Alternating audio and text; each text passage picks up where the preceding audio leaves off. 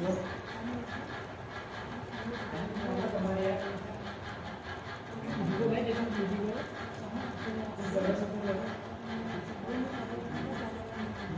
कुछ लोगों में मिलो जेल बन यार भाई यार करनी है निशान ने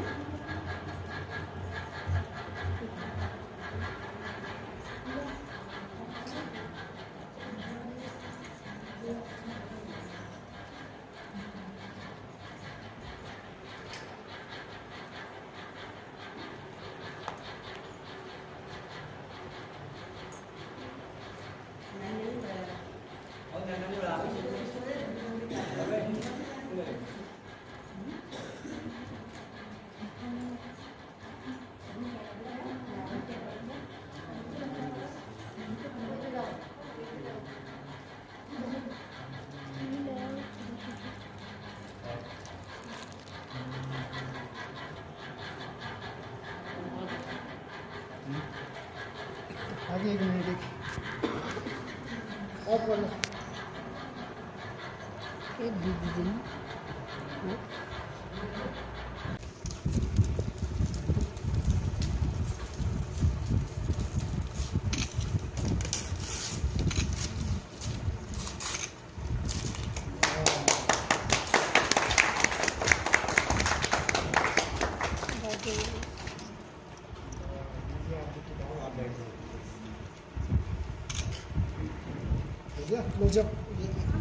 क्लोज किताब मौन पालन भी करा। अभी मौन पालन का भी मैंने समझा 1500 रुपये का एक बोतल बेचता हूँ, तो 40 बोतल मैंने अभी तक निकाल लिया। जब से जीबी बंद का मैंने यहाँ से खो दिया परीक्षण लिया, तो अभी हल्दी 4 कुंटल खो दी हमसम, और अदरक 1.5 कुंटल खोदा है। लहसुन अभी 80 किलो बेचा है। तो जब से मतलब मार्गदर्शन हुआ है के माध्यम से काफ़ी कुछ सीखने को मिला है और काफ़ी कुछ करा भी है, और अपनी आजीविका भी चली है कि क्या है कि बाजार से नहीं लिया तो घर से वो भी एक खर्चा ही है, बचा ही हुआ है। तो बहुत बहुत धन्यवाद अदा करूँगा। हम चाहते हैं कि जी आपको जैसे उपकृत मिले ही आप लगे हुए, बाकी लोग भी करें। मतलब कम से कम हम बेचने के लिए नहीं भी हो, हमारे घर के खाने के लिए भी हो। अभी सर तो आगे जो हम मीटिंग करेंगे आप हमको आपको उदाहरण के तौर पर हम तो बुलाएंगे आप। तो सर 5 साल का काफ़ी अच्छा रहा, सीखने को मिला जीबी बंद के माध्यम से, और बहुत बहुत धन्यवाद करना चाहूँगा आप सभी का। वीडियो चालू नहीं कर रहा है।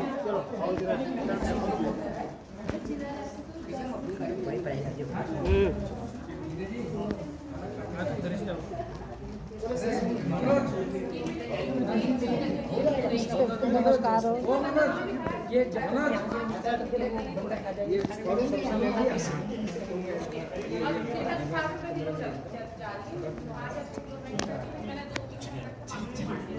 गाड़ी में बैठे खाना हमने खाना नहीं खाना है। हाँ आ रही हूँ कैंटीन में तो चले जाओ चाय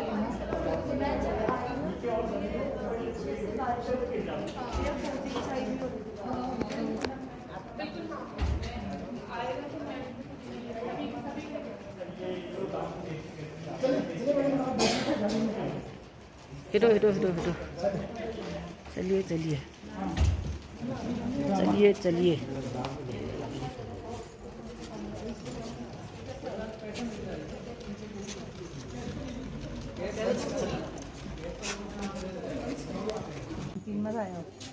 शिवलिंग का तो सन देखो आयो ये सारे शिवलिंग।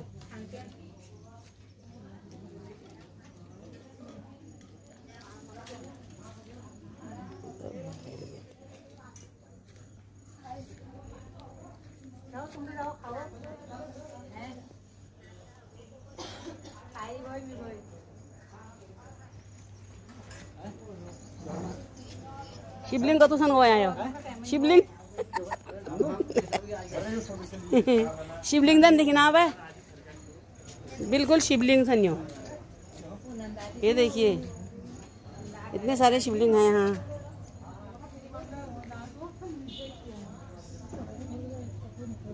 पारायण स्थान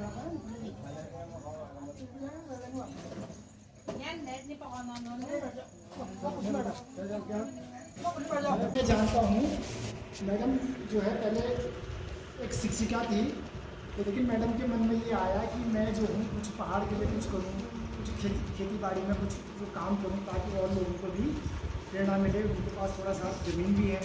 तो मैडम ने जो है अपना शिक्षण कार्य अपना शिक्षण कार्य छोड़ करके खेती बाड़ी का काम करना शुरू किया।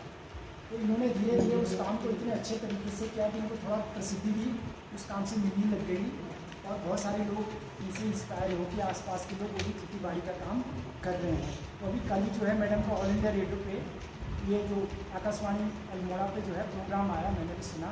तो मैडम शायद लता कांडपाल अगर आप देखेंगे तो मैडम आजकल जो है बहुत सारे जगहों पर टॉप करना चाहती हैं और थोड़ा अपने काम की वजह से मैडम ने अपना नाम भी बनाया है।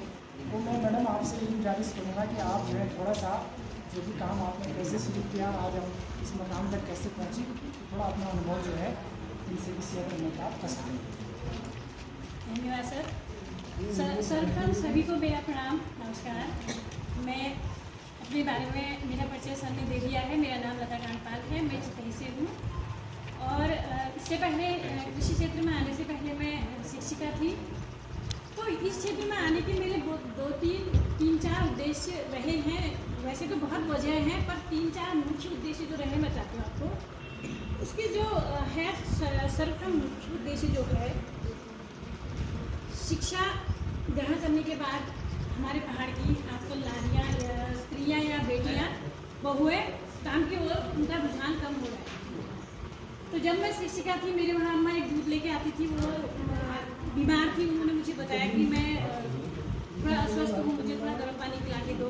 तो उनसे मैंने बोला कि ठीक है आप बैठिए मैं देती हूँ। मैं बेटा दवाई तो दूध से खानी थी पर मुझे पानी ही दे दो। तो मैंने कहा कोई बात नहीं, आप दूध लाई हैं, मैं दूध गर्म करके आपको दे देती हूँ, आप दवाई खा लीजिए। थोड़ा बैठाने के बाद मैं स्कूल को जा रही थी, मैंने उनसे पूछा कि आखिर ऐसा क्यों है, 3 बहुआँ आपकी हैं और आप काम भी करती हैं, घर घर दूध भी पहुँचाती हैं। तो बोली कि बेटा वो तो ज़्यादा पढ़ी लिखी है, वो काम नहीं करती है। तो मैंने कहा कोई बात नहीं, वो काम नहीं करती तो ट्यूशन पढ़ा लेंगी, कोई और काम कर लेंगी, ट्यूशन पढ़ाएंगी पैसा आएगा। तो समझ लो कि आप मेरे वहाँ दूध लाती तो इसका मतलब भैंस मैंने पाली है, मैं भैंस का दूध पी रही हूँ, आपको पैसे दे रही हूँ। तो बोली कि नहीं वो मैथ्स और साइंस वगैरह ऐसी चीज़ें नहीं पढ़ा सकती हैं और जो कठिन विषय नहीं जानती हैं। तो उसी दिन मैंने संकल्प लिया कि इस शिक्षा का इतना अपमान तो मैं नहीं देख सकती कि मैं शिक्षित होते हुए, मेरी बेटी शिक्षित होते हुए, हमारी बहू शिक्षित होते हुए वो काम नहीं करेगी, गोबर में हाथ नहीं लगाएगी, मिट्टी में हाथ नहीं लगाएगी, कुछ काम नहीं करेगी। उसी दिन मैंने मन बना लिया था मैं किसी को उपदेश देने के बजाय इस जॉब को छोड़ के, क्योंकि पढ़ाने वाले तो 10 आ जाएंगे, काम करने वाला कौन है। पहला उद्देश्य मेरा ये रहा। दूसरा उद्देश्य मेरा ये रहा कि क्रेज, फैशन का क्रेज, कपड़ों का क्रेज, खाने का क्रेज, घूमने का क्रेज, तो पलायन हो गया कुमाऊँ से बाहर शहर की ओर।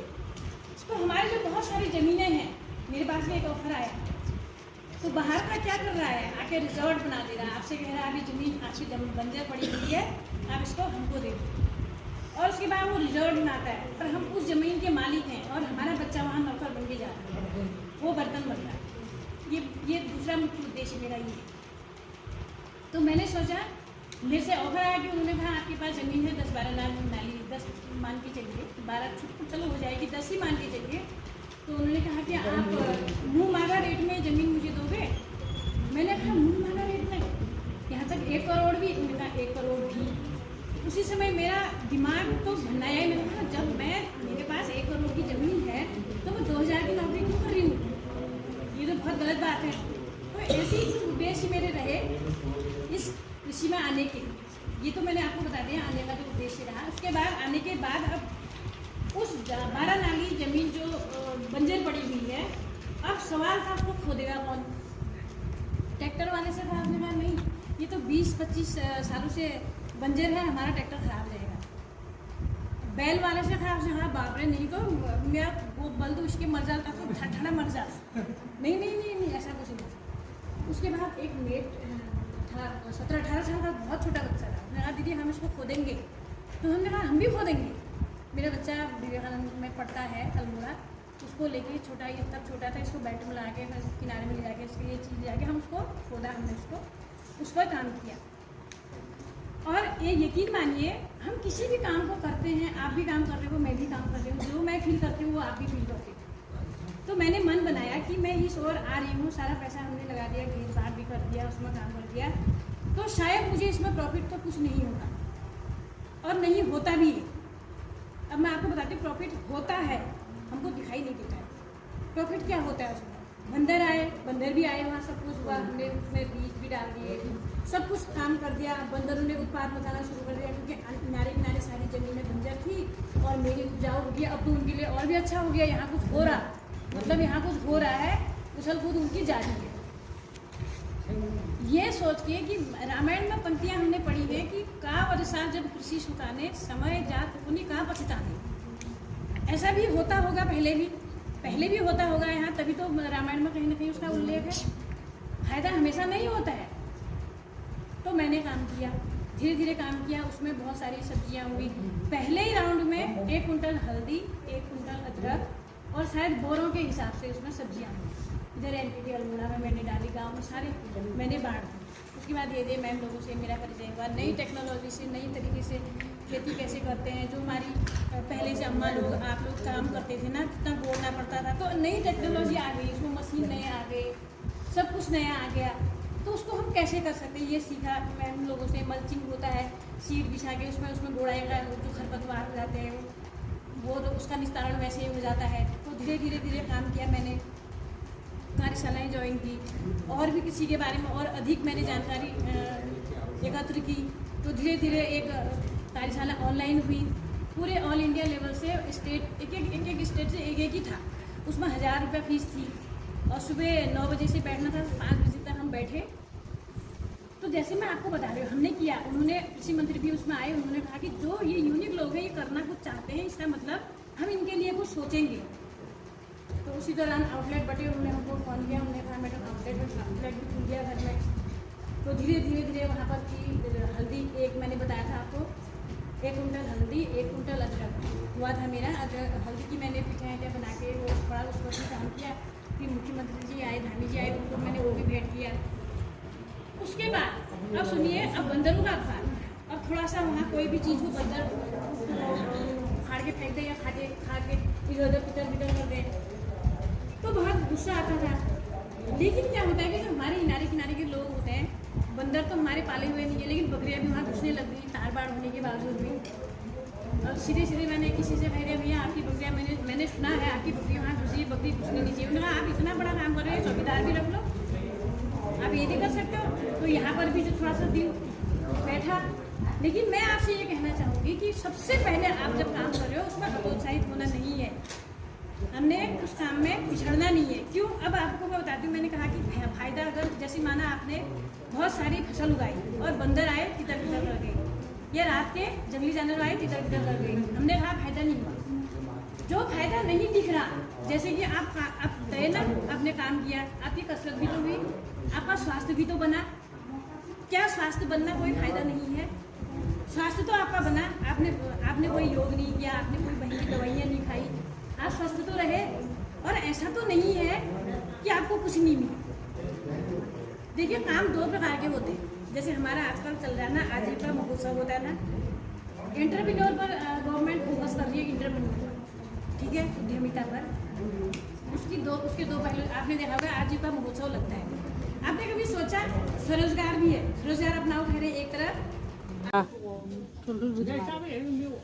इतना बड़ा बूजा मारे हैं ये, फ्री में लोग अभी तो तरबूज माना है ये पर। आज हम पर्यावरण संस्थान में आए हैं ट्रेनिंग में। यहाँ पर लंच चल रहा है हमारा। ये दाल भात, रोटी सब्जी बन रही है, दाल भात टपकी सलाद। यहाँ पर कुछ जड़ी से भी आई हैं, शिरदा हमारे सामने। सब जने बैठे हुए लंच कर रहे हैं। लंच में